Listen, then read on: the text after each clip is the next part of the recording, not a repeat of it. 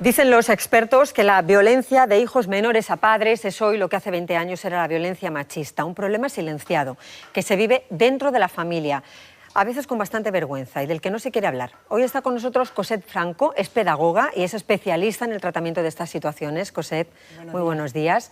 ¿Estás de acuerdo con esa afirmación? ¿La violencia de menores a padres es hoy lo que hace 20 años la violencia machista?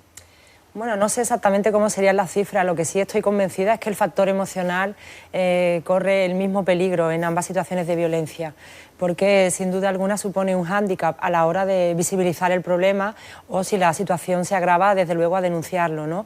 Si cuesta denunciar a una persona a la que, perdona que sea tan explícita, pero que hemos encontrado en la calle, aunque hayamos tenido una relación amorosa, que no costará denunciar a un hijo o a una hija. Y sobre todo imagino que lo que cuesta es darse cuenta y reconocer que ese hijo, que tu hijo, tiene un problema de violencia. Bueno, a mí me gusta decir que la sintomatología o el síntoma lo padece el adolescente, no es él quien lo manifiesta, pero realmente el problema de conducta lo padece toda la familia, la enfermedad es familiar. No se puede poner solamente el punto de mira en los menores, ¿no? Porque entonces buscaríamos simplemente opciones parciales, no haríamos una respuesta integral, que es lo que nosotros queremos poner en valor. Educar, al fin y al cabo, es una tarea de toda la familia. ¿Y por qué se llega a esa situación? Yo sé que tú trabajas con muchos métodos, vamos a hablar además de estrategias para conseguir reeducar a estos niños, pero hay una pregunta que machaquea mucho a los padres cuando están viviendo estas situaciones y es, ¿qué hemos hecho mal? ¿No? ¿Qué se ha hecho mal en una familia para que un niño menor llegue a tener esos comportamientos violentos? Bueno, me gustaría apreciar que hay dos momentos, ¿no? Uno, que es el preventivo, que desgraciadamente es cuando no actuamos, ¿no? Y vamos pasando por el día a día por distintos motivos, por el que sea, pero no somos capaces de poner, pues efectivamente, un remedio cuando el problema no es muy grande, ¿no? La mayoría de los casos de las familias que vienen a visitarnos, efectivamente, esto no sucede de hoy para mañana. No tengo un hijo que mañana viene y me agrede. Entonces hay que tener pues un poco una visión de alerta, una visión preventiva. Y en segundo caso, cuando ya la situación sucede, cuando está sucediendo ahora mismo, por favor, no es momento de lamentarse ni de preocuparse, más bien de ocuparse, solemos decir nosotros, ¿no? Porque efectivamente, como tú argumentabas, hay soluciones, hay opciones, hay posibilidades. El conflicto forma parte de la vida. Nosotros nos gusta decir, y no quiero hacer una visión frívola del conflicto, ¿no? Porque son situaciones muy problemáticas que afectan, como decíamos antes, al corazón de la familia, entonces resulta desgarrador. Pero el conflicto forma parte de la vida. No quiero etiquetar a los adolescentes y a los jóvenes que ejercen una tiranía en sus casas, ni mucho menos como problemáticos, porque sin duda alguna pueden desarrollarse y crear una identidad de adulto absolutamente normalizada.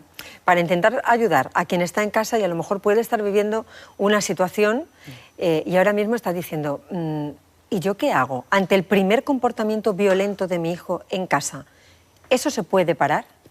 Efectivamente, claro, como te decía, bueno, habría que ver los dos estadios, ¿no? El estadio temprano de lo preventivo, que ¿Pero qué debería hacer un padre, Cosette, tomar ante esa medidas? situación? Tomar medidas, efectivamente tomar medidas, dirigirse a recursos especializados si ve que no está en situación de hacerlo, pero sí me gustaría lanzar como pauta genérica dos pilares fundamentales que son los educativos, que es el amor incondicional.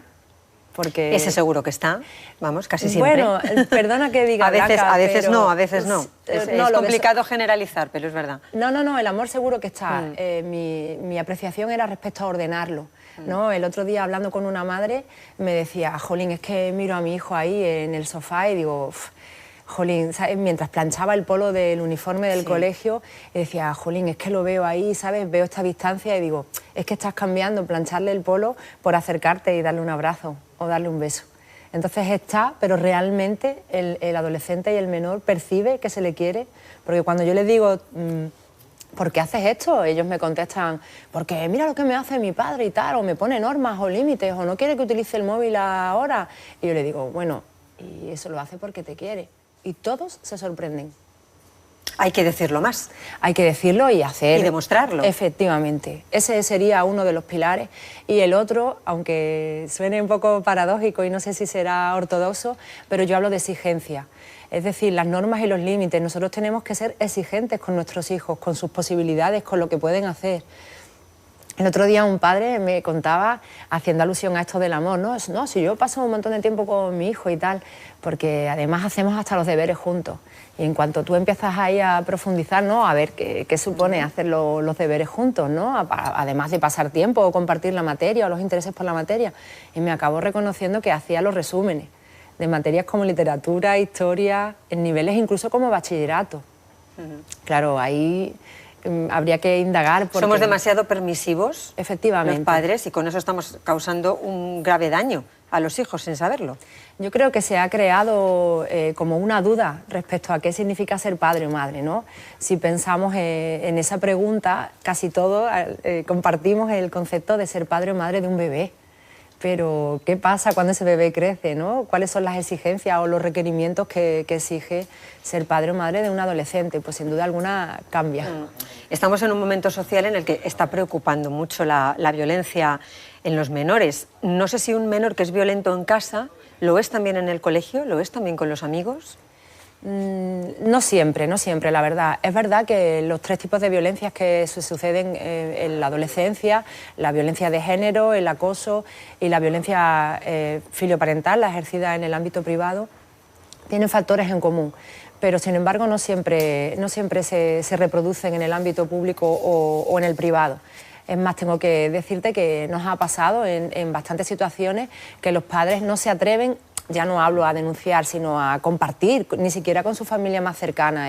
Tengo un problema con mi hija, me está pasando esto, o no la controlo, precisamente porque estos niños en el ámbito público son niños cariñosos, afectivos, con un estatus social, podríamos decir, dentro de su grupo de iguales, o incluso, que ahí ya es cuando los padres terminamos de perdernos, niños que son académicamente brillantes. Entonces, no quieren. A eso nos referíamos cuando se compara, claro, en esos apuntes que podrían tener común con la violencia machista hace 20 años, porque claro, se vive de puertas para adentro, no se quiere reconocer, no se quiere ver, se tapa incluso por los padres. Desde luego, muy pocos llegan a denunciar, o con esas denuncias adelante imaginamos que debe ser horrible tener que denunciar a tu hijo menor por estas circunstancias. Según datos de Fiscalía, aunque como bien estamos describiendo el factor emocional, solamente manifiesta la punta del iceberg, claro, no los casos reales.